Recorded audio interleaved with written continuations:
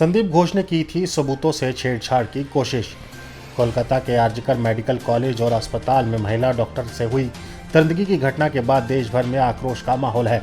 इस मामले में भारतीय जनता पार्टी के नेता लगातार पश्चिम बंगाल की मुख्यमंत्री ममता बनर्जी पर निशाना साध रहे हैं और इस्तीफे की मांग कर रहे हैं।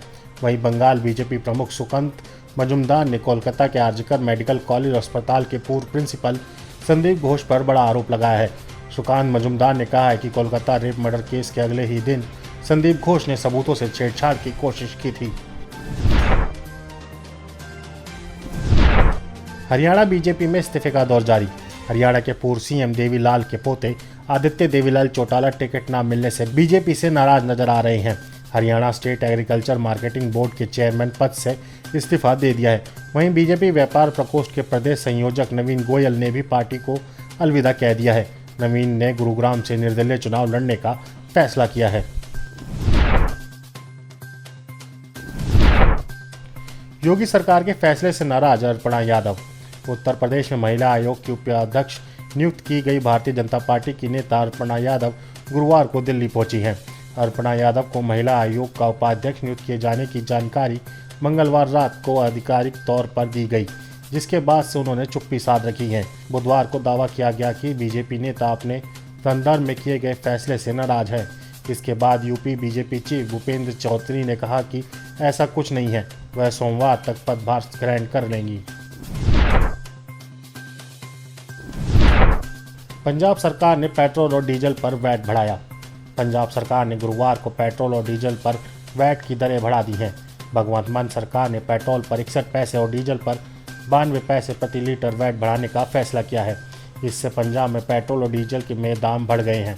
गुरुवार को पंजाब कैबिनेट की हुई बैठक में भगवंत मान सरकार ने पेट्रोल और डीजल पर वैट बढ़ाने का फैसला लिया। पंजाब में पेट्रोल और डीजल के दाम बढ़ने से सरकार को एक साल में 1500 से 1700 करोड़ रुपए का अतिरिक्त राजस्व मिलेगा। 20 अरब का क्रिप्टो करेंसी घोटाला। हिमाचल प्रदेश में क्रिप्टो करेंसी घोटाले का विस्तार 20 अरब रुपए तक पहुंच गया है। इस मामले में पुलिस ने अब तक 79 आरोपियों को गिरफ्तार किया है। प्रदेश भर में विभिन्न स्थानों पर ठगी को लेकर 20 मामले दर्ज किए गए हैं। वहीं 6 लोगों की धनराशि भी वापस हो गई है। शुक्रवार को हिमाचल प्रदेश विधानसभा के मानसून सत्र के दौरान इस संबंध में यह जानकारी एक सवाल के लिखित जवाब में सामने आई है। मध्य प्रदेश में आप नेता के खिलाफ मुकदमा दर्ज। बागेश्वर धाम के पीठाधीश पंडित धीरेन्द्र शास्त्री के खिलाफ आपत्तिजनक टिप्पणी करने पर आम आदमी पार्टी के नेता के खिलाफ जबलपुर के पानागर थाने में मुकदमा दर्ज करा दिया गया है। इस मामले में पार्षद की ओर से शिकायत दर्ज करा गई है। आम आदमी पार्टी के नेता पर आरोप है कि उन्होंने सोशल मीडिया पर विवादित टिप्पणी की थी। इस मामले में पानागर पुलिस ने पार्षद दीपांशु नामदेव की शिकायत पर मुकदमा दर्ज कर लिया है।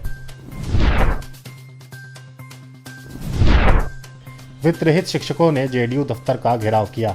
देश के दूसरे राष्ट्रपति स्वर्गीय डॉक्टर सर्वपल्ली राधाकृष्णन की आज जयंती है। इस मौके पर आज पूरा भारत शिक्षक दिवस मना रहा है, लेकिन बिहार में शिक्षक सड़क पर है। आपको बता दें कि आज वित्त रहित शिक्षकों ने जेडीयू दफ्तर का घेराव किया। पिछले 8 साल से 500 से ज़्यादा शिक्षकों को अनुदान नहीं मिला है और वो सीएम नीतीश कुमार से भीख मांग वेतन भुगतान की मांग कर रहे हैं।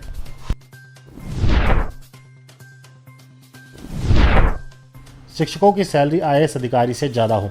दिल्ली के पूर्व शिक्षा मंत्री और आप नेता मनीष सिसोदिया ने गुरुवार को कहा कि एक शिक्षक का वेतन एक आईएएस अधिकारी से अधिक होना चाहिए।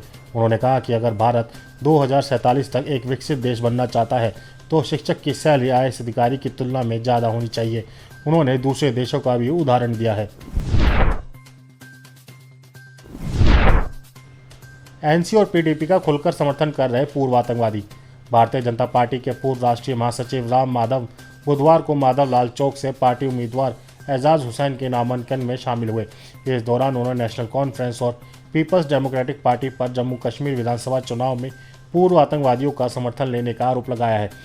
साथ ही कहा कि दोनों पार्टियां केंद्र शासित प्रदेश को फिर मुश्किल भरे दौर में वापस ले जाना चाहती हैं। उन्होंने कहा कि अब्दुल्ला और मुफ्ती परिवार को बाहर का रास्ता दिखाने की जरूरत है।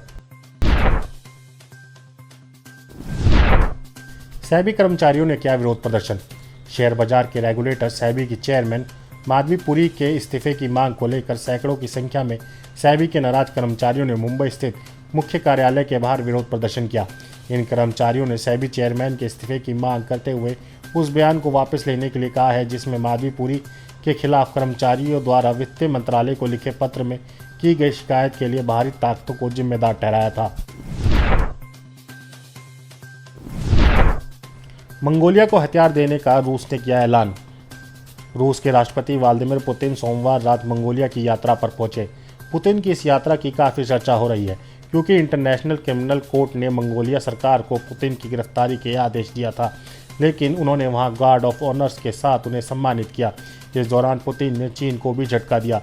उन्होंने ऐलान कर दिया कि उनका देश मंगोलिया को हथियार से लेकर सैन्य ट्रेनिंग तक देगा। इस खबर के बाद से चीन भी चिढ़ा बैठा है क्योंकि भारत की तरह चीन का मंगोलिया से भी सीमा विवाद है। इसको लेकर कई बार झड़प भी हो चुकी है।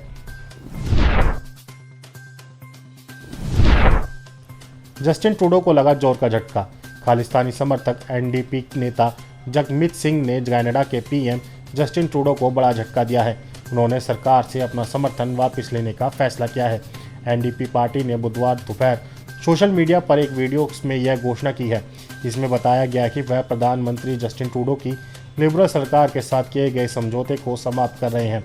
सिंह ने वीडियो में कहा कि जस्टिन ट्रूडो ने बार बार साबित कर दिया है कि वह हमेशा कॉरपोरेट लालच के आगे झुकेंगे। उन्होंने लोगों को निराश किया है। वह कनाडाई लोगों से एक और मौका पाने के लायक नहीं है। इजरायल दूतावास के बाहर शूटर ने बरसाई गोलियां। म्यूनिख शहर में इजरायली दूतावास के बाहर एक शूटर ने कई गोलियां चलाई जिससे हड़कंप मच गया। इसका एक वीडियो भी जारी किया गया जिसमें एक व्यक्ति को भागते हुए दिखाया गया है जबकि कई गोलियों की आवाज़ सुनी जा सकती है। इस घटना के बाद दर्जन पुलिस अधिकारी मौके पर पहुंचे। पुलिस के अनुसार अधिकारियों ने एक संदिग्ध व्यक्ति को पर गोली चलाई जो घायल हो गया और फिलहाल इलाके की घेराबंदी कर दी गई है। कमला हैरिस को हराना चाहते हैं रूस के राष्ट्रपति। अमेरिका में 5 नवंबर को राष्ट्रपति के चुनाव होंगे। कमला हैरिस और डोनाल्ड ट्रंप में कांटे की टक्कर है। वोटरों को लुभाने के लिए अमेरिका में प्रचार भी जोरों पर है, लेकिन इस समय खबर की काफ़ी चर्चा है। खबर है कि रूस अमेरिका के चुनाव प्रभावित करना चाहता है। वह कमला हैरिस को हराना चाहता है। अमेरिकी राष्ट्रपति जो बाइडेन के प्रशासन ने व्लादिमीर पुतिन पर चुनाव में हस्तक्षेप करने और प्रभावित करने का आरोप लगाया है। जॉर्जिया के आपालाची हाई स्कूल में हुई गोलीबारी। अमेरिका में गन रखने का कल्चर लोगों के लिए परेशानी का सबब बनता जा रहा है। जॉर्जिया में बोरो काउंटी के आपालाची हाई स्कूल में गोलीबारी हुई। CNN रिपोर्ट के मुताबिक ये घटना में 4 लोगों की मौत हो गई है, जबकि गोलीबारी में अब तक 30 लोगों के घायल होने की खबर है। फिलहाल सभी घायलों को स्थानीय अस्पताल में भर्ती कराया गया है।